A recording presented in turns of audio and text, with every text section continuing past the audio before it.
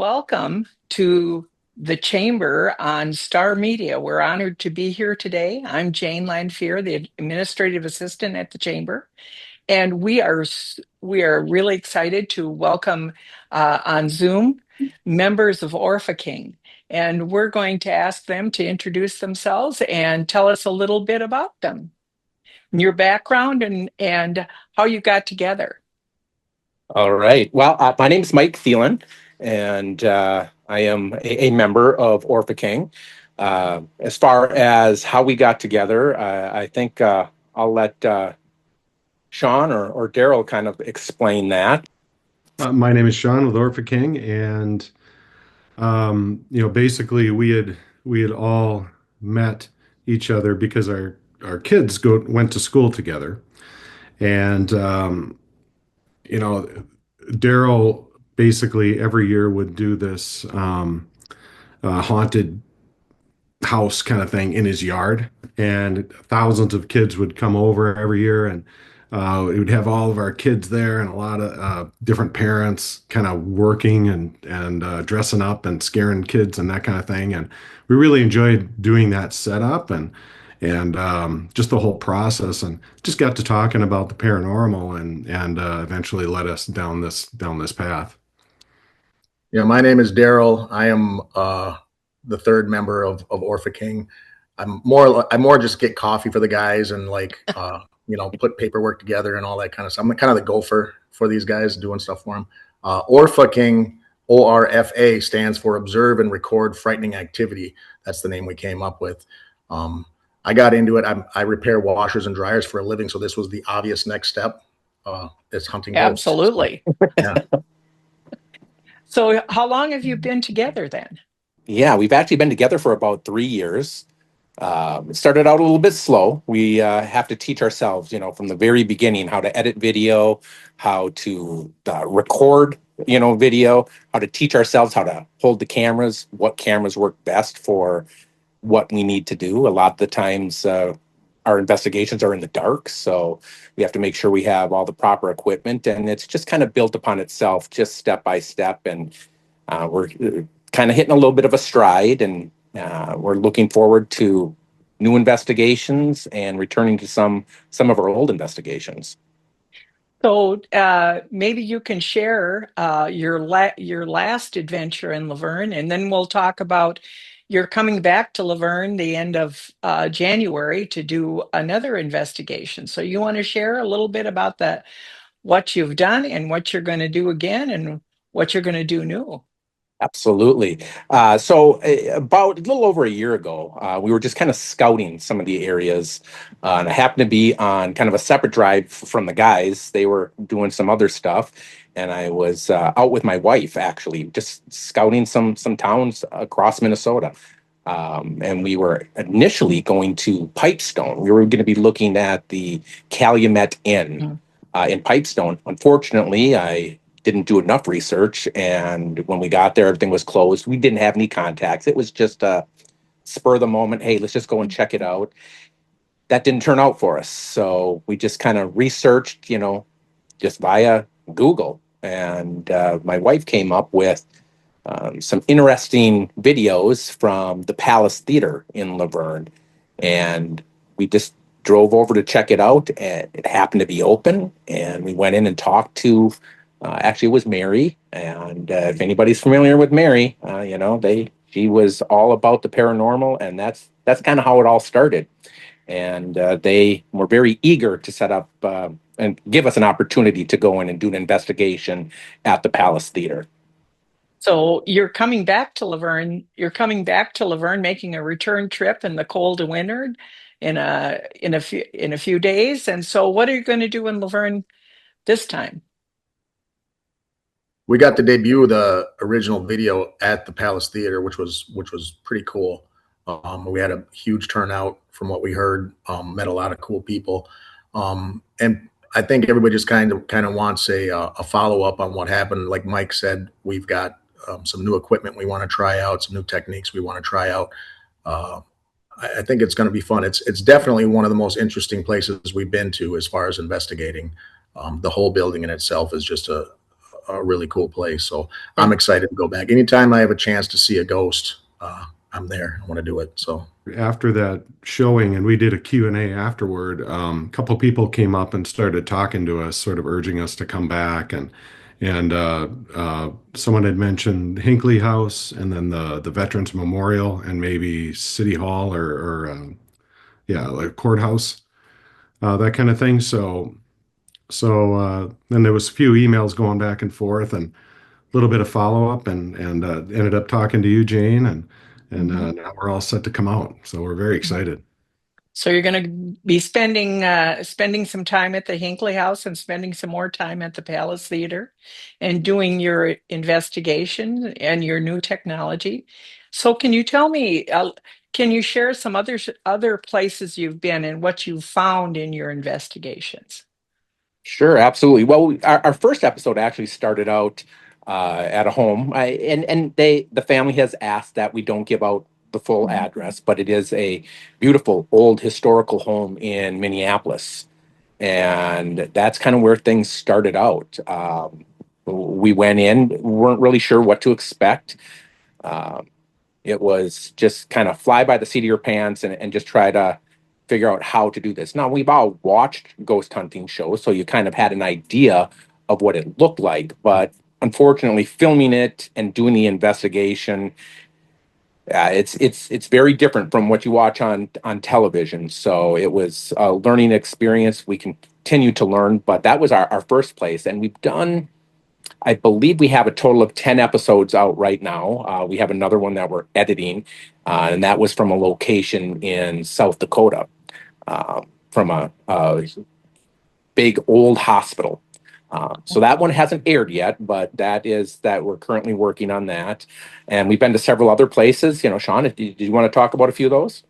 Well, yeah, I was just going to share a couple things that happened at our first investigation. We've actually been back there again, so we've been there twice. But the first time we were there, I was in a room all by myself, and I had kind of a little bit like red lighting, and trying to get any spirits to make a noise or respond to me using their voice, that kind of thing.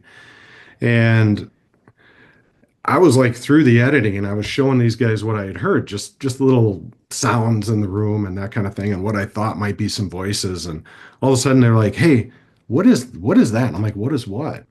And if you listen, you'll hear an obvious heavy breathing. It's like, and I just chills went through my body, and I was like, oh my goodness, I never heard that at all. And that's in our first episode, and that, I would say, that is the one thing that sort of creeped me out the most.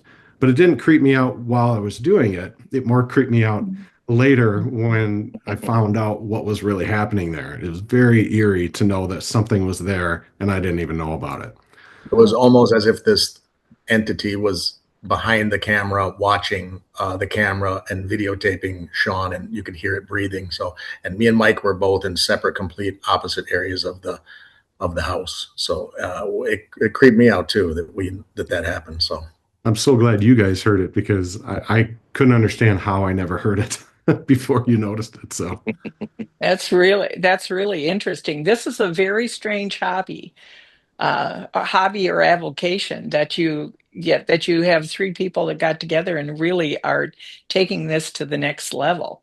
So you have these episodes. Do you want to share a little bit about where people can access these episodes? I was able to uh, watch a few of them, and they're fascinating. Your research and what you do. Absolutely. We actually have a channel on YouTube, and it's under the same name, Orfa King, OrfaKing. We also have social media. We have Facebook and Instagram of the same. We are still trying to put some things together to add more avenues over social media, but we want to kind of start to polish up a few things. We've obviously started with zero knowledge on how to do this, as we explained, but we're starting to pick things up, educate ourselves, polish a few things up, and we're going to hopefully expand kind of our reach through social media and other avenues as we continue through this. But it's just Orpha King on both YouTube Facebook and Instagram. And you could go Are to orfaking.com as well. exactly. Yep. That'll link you to You, all of them. And so the it, videos that we do, it's sort of the style that we go for. It's more like if you were to watch a television episode, it's sort of like that. It's like each one is sort of a separate thing on, getting there and finding knowing the stories and going through our whole experience, and it's got a beginning and an ending and all that kind of stuff. So and we're getting better. Hopefully we'll continue to get better. so tell maybe you can share sort of how you research these places and figure out, well, I think that's worth a trip or that's worth trying to do. But it's kind of it's a lengthy process. You do a lot of research over the internet just to see what people are talking about. Social media is another great one. There's a lot of different groups that you can join and just kind of see what the general chatter is. But we also want to do something new and a little bit different, some areas that people haven't explored before. So, again, sometimes we will just go out and just scout, meaning we'll just find a small town and just go in and talk to people. One of the best ways to do it, and one of the first things that we did, it's an episode we never actually aired. We did a little bit of filming, but we actually went to Taylor's Falls, and we actually just went into one of the local bars and sidled up next to a couple of the locals and just said, "Hey, tell us a ghost story." And it's amazing. Anybody that you talk to will have a ghost story, no matter how weird that interaction may be, or having some stranger come up to you and ask you, "Hey, tell me a ghost story." Everybody has one, and that just seems to be universal. I have yet to have anybody not have something, some experience, either they've been connected with or that they know of somebody that's been connected with something paranormal. So that's been one of our most successful things. It's just talking to people. And then once you get a place, doing a little bit of research, finding out other people who maybe lived at that location, who have gone through it, who have, if it's a business or if it's closed, just finding people with a connection, getting their stories, and then finding somebody who will grant us access to go in and actually film inside. And just to give you a little bit about even with this coming back to Laverne, when I had contacted you, Jane, we talked about the Hinkley House Mhm. and going there. And when I was trying to get some stories for you, so that sort of that we could have something going in, you didn't really have anything, and then there was a couple people that you had checked with, and it had sounded like maybe one of the people had experiences, but they didn't really want to share what they Mhm. were. And and there's a stigma around this kind of thing, and they probably just don't want to be labeled as a kook kind of thing, and all of us are okay with being kooks. um, but I did, knowing that, I did some more research. I spoke with Kenzie again. She didn't really have anything on that. She had more on the Veterans Memorial. But so I just started looking on the internet, and I did find a couple things. Like, so there was one story about a vase that would move back and forth and would make a clinking sound, and then when people would come in, they would see it moving. There was one story of people setting up Christmas lights and then seeing a shadow pass by multiple times. There's a basement tunnel there where at the end of it they used to store dynamite, Mhm. and there's been stories about weird sounds in there and like an object flying overhead. And so and that's sort of just the start of what we've found so far, and we'll probably try to talk to some people in town and maybe get some more Mhm. stories and maybe find some other locations too. Well, that's great. Well, there's certainly, I think we all realize that there's a lot in the world that we don't know and understand. So we appreciate you coming down and spending some time in Laverne, and we look forward to you coming. And we really look forward to an opportunity to for you to share what you've learned and discovered about these treasured places we have in our community. We're proud of all of them, and certainly honored that you're coming down here. So do you have anything else you want to add? We can't wait. We're very excited about coming down there and just looking at the pictures and doing a little research.